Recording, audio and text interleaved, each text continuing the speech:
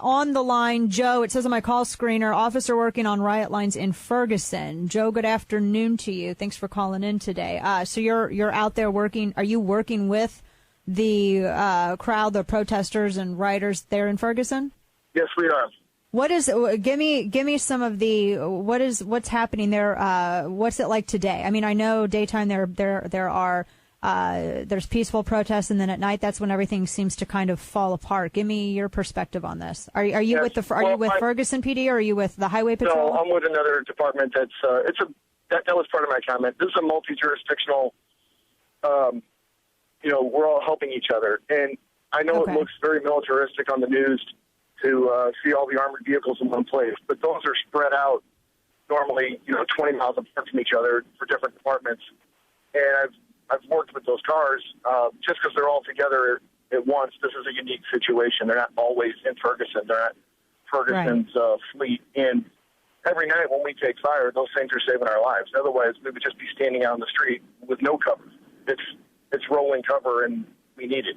And we've had them for quite a while, and they've been used for quite a while. And I know it's new for people that are turned on the news for this stuff, but it's been our staple. And it's taking away our armor on our chest and taking away the armor in our street. It's the same thing for us. Where one of the stories that I was reading concerning this, the rioting and everything last night was that there were shots fired and individuals were injured. Yesterday evening, in some of the riots, because you have the protests and then like I was saying earlier, when evening comes, then that's when it gets very rowdy. Can you tell us a little bit about that situation yesterday evening?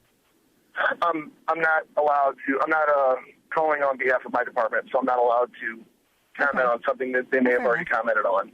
And I'm not trying to be rude. I just No, I understand. Well, I was curious because I was wondering how much leeway you had because you don't hear about officers calling in. Those trucks are saving our lives, and I know that you're talking about how Nixon gave he signed off when I was getting the trucks, and now he's flabbergasted about it.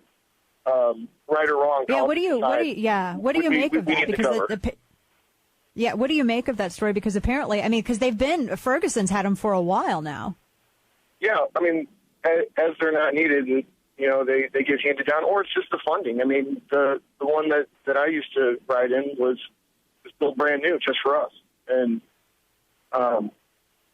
we've used it on numerous occasions when all the search warrants, when the U.S. Marshal was shot in St. Louis, we've used it on numerous occasions, and taking it away from us it's just like taking away any other tool off our belt. Wow. And and do you expect, or do you anticipate, do you think tonight would be peaceful? I saw yesterday that there were reports of Molotov cocktails, and then one had been confiscated yesterday evening. I expect it's going to escalate throughout the next couple of days, mainly because of the weather. We've had the rain to help keep away some people that aren't serious about protesting. And I think that now that it's going to be 100 degrees and humid, it's just going to get, a little bit worse.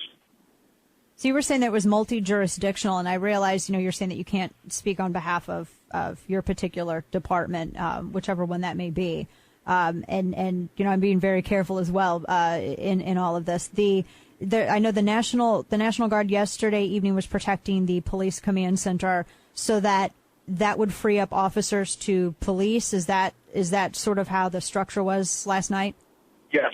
Yeah. They came in 2 days ago, and they hold the area around where the command post is, and I guess the rear area for the media. Right. And and how long have you been out there dealing with the out on the ground in Ferguson? About a week now, a little over a week. 8 days. Right. So you've been there from the very beginning. Yes. Your day is very long, I would imagine. Absolutely. How long are you out there for? Like how long and at one particular time? 12 or a little over 12 hours a day. That is a long day. That's not the hard part. We're just we're really just trying to help each other out. We're not.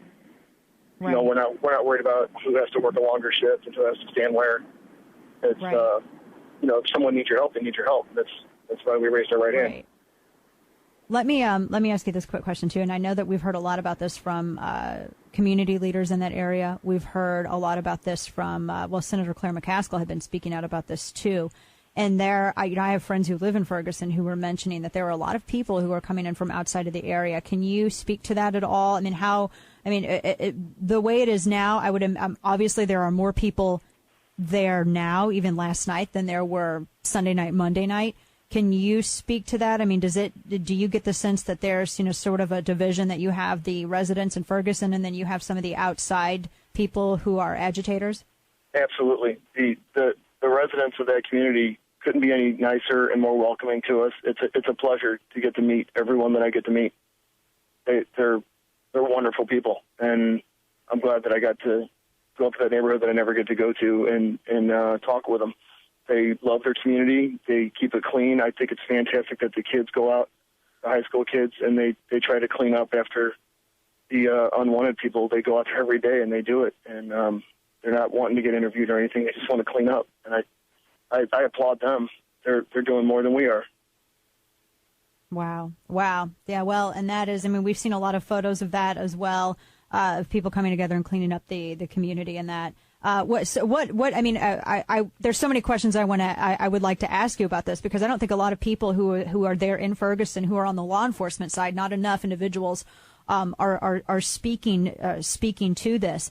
This is so the relationship between the law enforcement and Ferguson residents. That's pretty. Is it so? It's just the people who are coming in from outside that seem to. That's where sort of the agitation between law enforcement and citizenry is.